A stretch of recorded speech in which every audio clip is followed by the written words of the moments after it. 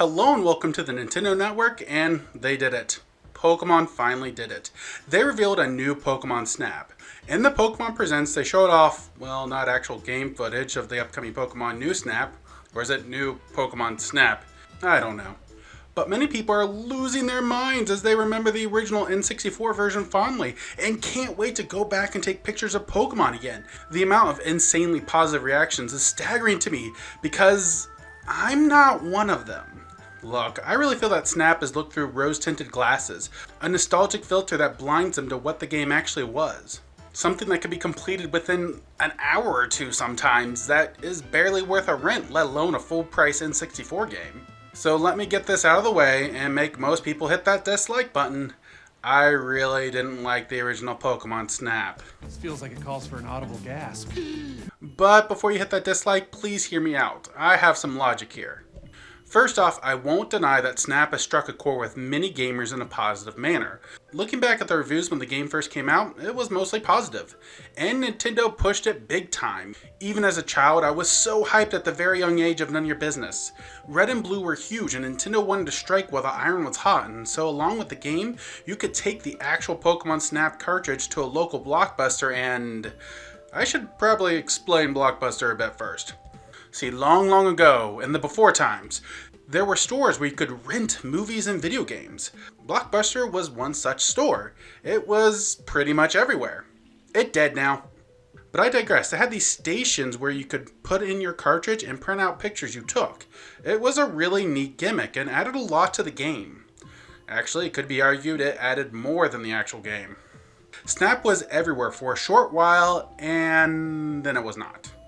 See, Snap is super short. For this footage that I got for this video from the Wii U eShop version, to beat the game it barely took any time. And yes, you can go back and get the rest of the Pokemon, but that doesn't take too long.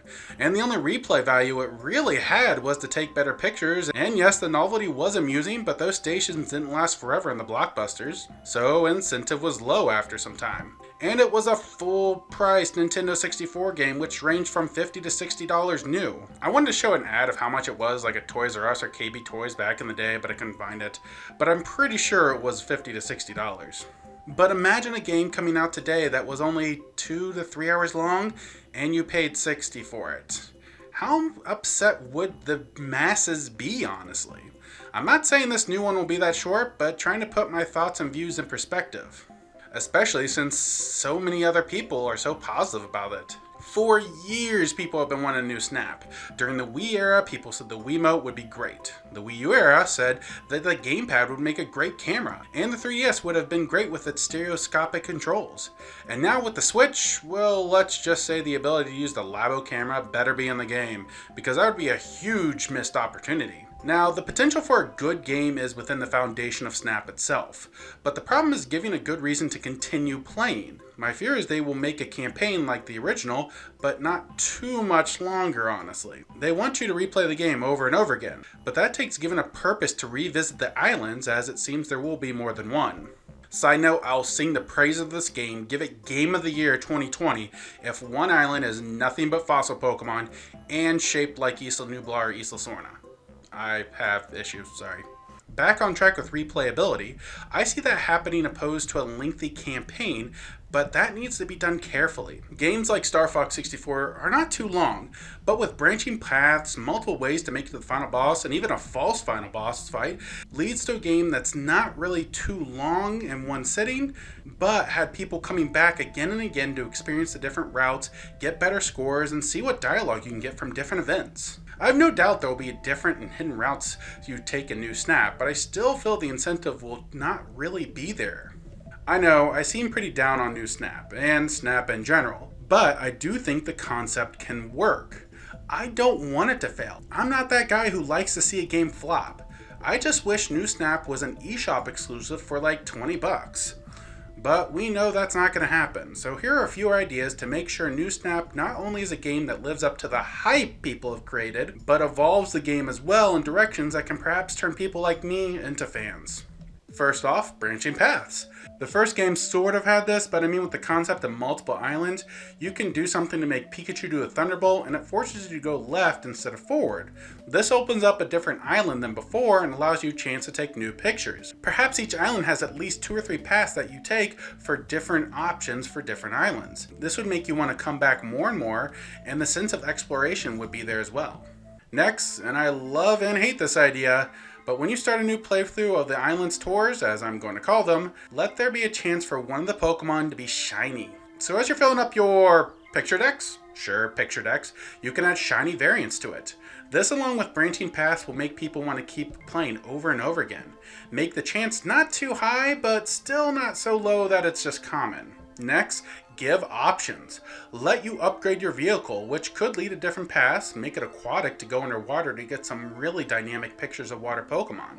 Get different types of food to throw that would attract different Pokemon, or even different reactions from different Pokemon. Maybe Grookey would love an apple, but throw a piece of meat as an example and he snubs it, hitting it away with a stick and he climbs away in a tree. But to add to that, you get bonus scores if you get a perfect picture of it snubbing it. Heck, going off that idea, make the picture decks have different reactions you have to record to complete it. Again, going back to the replayability I'm trying to get from the game. The last idea I have is the game needs to have some sort of contest involved. Not those. I despised those. But online competitions. This week, it's the best picture of an Ice-type Pokemon.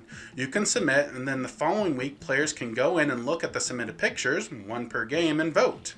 Perhaps because as I'm thinking through it, it might be a bit overwhelming with so many submissions. You get to select out of 20 or something.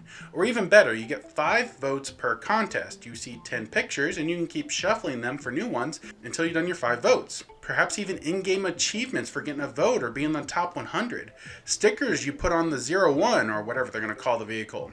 Heck, even giving the overall winner 20 gold coins for the Switch isn't that much and would keep people playing and submitting each week. Snap was a okay experience, but I can see how a lot of people did have fun. But not every experience is worth revisiting, and that is my true fear with new Snap. I want to be proven wrong though. I want the game to be great and I want to get it.